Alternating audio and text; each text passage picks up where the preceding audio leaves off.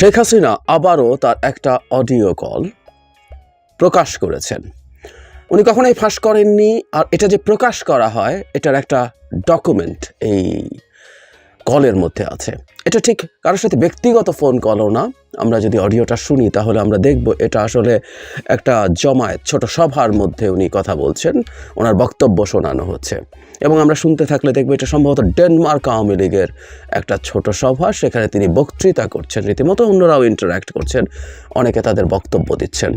এবং তার বক্তব্যের শুরুতে তিনি বলছেন, আমার বক্তব্য তোমরা রেকর্ড করতে পারো এবং প্রকাশ করতে পারো। আমরা এর আগে তার যখন ফোন কলগুলো আমাদের সামনে আসছিল, আমরা অনেকে এগুলোকে এআই বলে উড়িয়ে দেওয়ার চেষ্টা করছি, অনেকে হাসাহাসি করেছেন যারা এটা নিয়ে কথা বলতে চেয়েছেন। তো এখন কেউ বলতে পারেন তার শুরুতে যে নিয়ে এই কথাটা বলছেন এটাও পুরোটা এআই দিয়ে হতে পারে। না, ব্যাপারগুলো এরকম না। ইনফ্যাক্ট আমরা কিছুদিন আগে ট্রাম্প নিয়ে তার যে বক্তব্য ছিল, সেই বক্তব্যের রিয়াকশানে ট্রাম্পের ছবি নিয়ে বের হওয়া, গ্রেফতার হওয়া, আবার মুহূর্তেই ভারতের মিডিয়াতে সেটা প্রকাশ করা, সব কিছুতে আমরা বুঝতে পারি এগুলো শেখ হাসিনার বক্তব্য।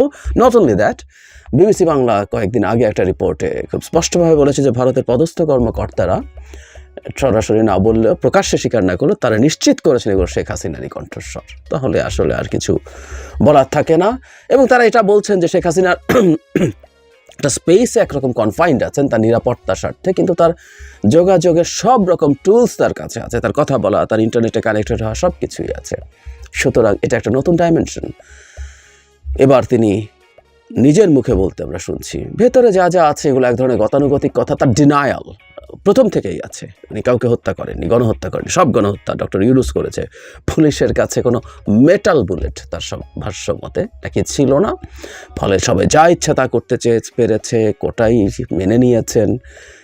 তারপরও কেন এগুলো হলো, উদ্দেশ্য ছিল নাকি তাকে হত্যা করা, এবং সেটা করার জন্য সবাই চেষ্টা করেছে। তখন আশপাশে লোকজন তাকে হত্যা করা মানে বাংলাদেশকে হত্যা করা, তিনি না থাকা মানে বাংলাদেশ শেষ হয়ে যাওয়া, বাংলাদেশ এখন ভালো হতে শুরু করবে, কারণ তিনি ছিলেন না, তিনি নেই, তিনি থাকা মানে এই দেশ শেষ হয়ে যাওয়া।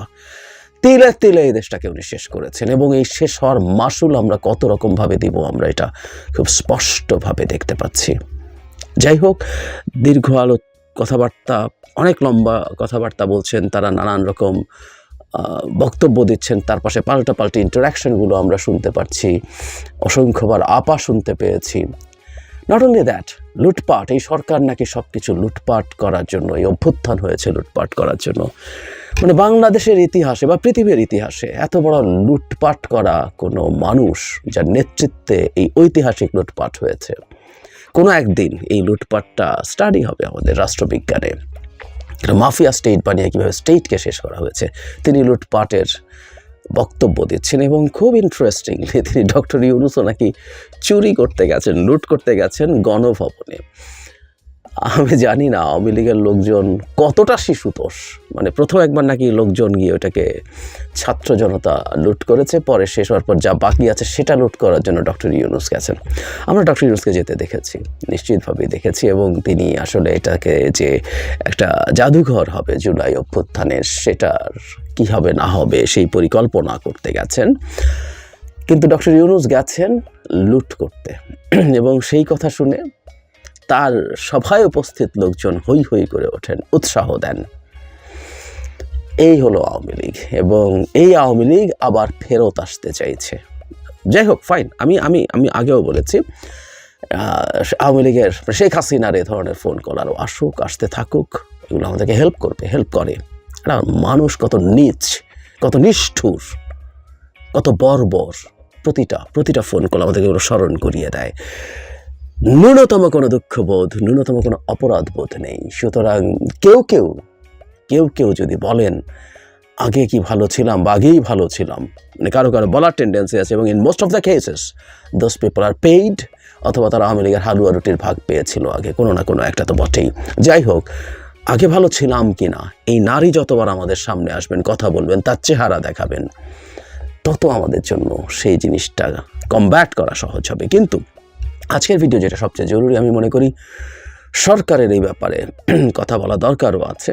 এটা নিয়ে বন্ধ হবে তা না, কিন্তু আমি প্রায় বলছি যে শেখ হাসিনা ওখানে আছেন এবং যা যা করছেন এটা ভারত সরকারের উপরে পাল্টা চাপ দেওয়ার জন্য কাজ করবে। সুতরাং সরকার এই কাজটা করবে এই উদ্দেশ্যে না যে এটার পর শেখ হাসিনার এসব বক্তব্য বন্ধ হবে। আমি বলছি এই বক্তব্যগুলো চালু থাকায় কোনো ক্ষতি নাই, বরং লাভই আছে।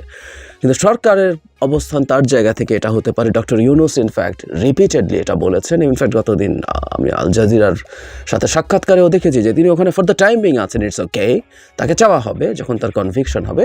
কিন্তু সেখানে বসে তিনি যা যা করছেন, তিনি দেশের ভেতরে যেসব আদেশ দিচ্ছেন, বক্তব্য দিচ্ছেন, দেশে যা যা করতে বলছেন, যেমন এখানেও তিনি প্রবাস থেকে কী কী করা যাবে সেটার ইনস্ট্রাকশন দিচ্ছেন, কীভাবে বিদেশি রাজনীতিবিদ পার্লামেন্টারিয়ানদের সাথে খাতির টাতির করা যায়, করতে হবে করে কীভাবে কী করতে হবে। মানে দেশপ্রেমিক জাতীয়তাবাদী শেখ হাসিনা, যিনি বিদেশি হস্তক্ষেপের বিরুদ্ধে কত কথা।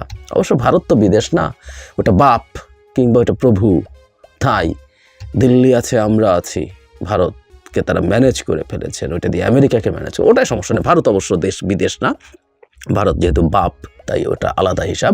কিন্তু এত বিদেশের বিরুদ্ধে কথা সেই শেখ হাসিনার মুখে মজাই লাগে। ট্রাম্পের ছবি নিয়ে মিছিল করো, ইউরোপে যারা আছো তোমরা ইউরোপের রাজনীতিবিদ এবং পার্লামেন্টারিয়ানদের সাথে খাতির করো, সো দ্যাট এই যে বাংলাদেশে মানবাধিকার লঙ্ঘন হচ্ছে উনি উদাহরণ দিচ্ছেন, মত প্রকাশের স্বাধীনতার অভাব হচ্ছে, এসব কথাবার্তা বলছেন। কতজনের অ্যাক্রিডিটেশন কার্ড বাতিল করা হয়েছে। এই শেখ হাসিনাকে রিপোর্টার্স উইদাউট বর্ডার্স প্রিডেটার বলে, মানে শিকারী, সাংবাদিকদের জন্য প্রিডেটার হিসাবে এনলিস্ট করেছিলেন ইতিহাসে দুজন নারী, আরেকজন আমি ভুল না করলে ক্যারি ল্যাম, হংকংয়ের যিনি প্রশাসক ছিলেন, তাকে ইনক্লুড করেছিল সেই লিস্টে। এবং এরপর থেকে রিপোর্টার্স উইদাউট বর্ডার্সের সাইটে ভিপিএন ছাড়া আর কোনো দিন ঢোকা যায়নি। সেই শেখ হাসিনা মত প্রকাশের স্বাধীনতার কথা বলছে, ভালোই লাগে শুনতে, এর চেয়ে বড় কৌতুক হতে পারে না। যাই হোক, সরকারের যেটা উচিত এই জিনিসগুলো ডকুমেন্ট করে এবং এই ভিডিও শুরুতে যেটা আছে প্রয়োজনে টেকনোলজিক্যালি এগুলোকে চেক করানো, যেগুলো এআই জেনারেটেড কিনা। যদি এআই জেনারেটেড না হয় এই ডকুমেন্ট দিয়ে, এটা এআই জেনারেটেড না কিন্তু এটা পরীক্ষা করিয়ে ডকুমেন্ট সহ ভারতের হাতে তুলে দেওয়া উচিত। তোমার দেশের মাটিতে বসে বাংলাদেশে অস্থিতিশীলতা এবং অস্থিরতা তৈরির চেষ্টা করছে শেখ হাসিনা। এতে ভারত কি কিছু করবে না, কারণ এগুলো ভারতের পরিকল্পনা। এগুলো ইন্ডিয়ায় বসে ইন্ডিয়ার সাথে পরিকল্পনা করে, ইন্ডিয়ার গোয়েন্দা সংস্থার সাথে পরিকল্পনা করেই এগুলো করছেন। ভারত তো চায় অস্থিতিশীলতা হোক, কিন্তু আমরা যখন এই কথাগুলো রিপিটেডলি তাদের কাছে পৌঁছে দিতে পারবো, আমরা চাপ তৈরি করতে পারবো, আমরা ইন্টারন্যাশনালি এই জিনিসগুলো ক্যাম্পেইন করতে পারবো উইথ দ্য ডকুমেন্টস। আবারও বলছি, বললেই হবে না, এই ডকুমেন্টগুলো বিভিন্ন জায়গায় পৌঁছে দেয়া, বিভিন্ন দূতাবাসে পৌঁছে দেয়া, শেখ হাসিনা কি করছে। এই জিনিসগুলো অন্তত আমাদের কূটনৈতিক অবস্থানগুলোকে স্ট্রঙ্গার করতে সাহায্য করবে। সরকার যাতে এগুলো গাফিলতি না করে, হেলাফেলা না করে, আমরা এই সরকারের পাল্টা ন্যারেটিভ তৈরি, পাল্টা প্রোপাগ্যান্ডা তৈরি উইথ দ্য ডকুমেন্টস, ফ্যাক্টের ওপরে আমাদের সমস্যার কিছু নাই, কারণ সত্য আমাদের পক্ষে আছে।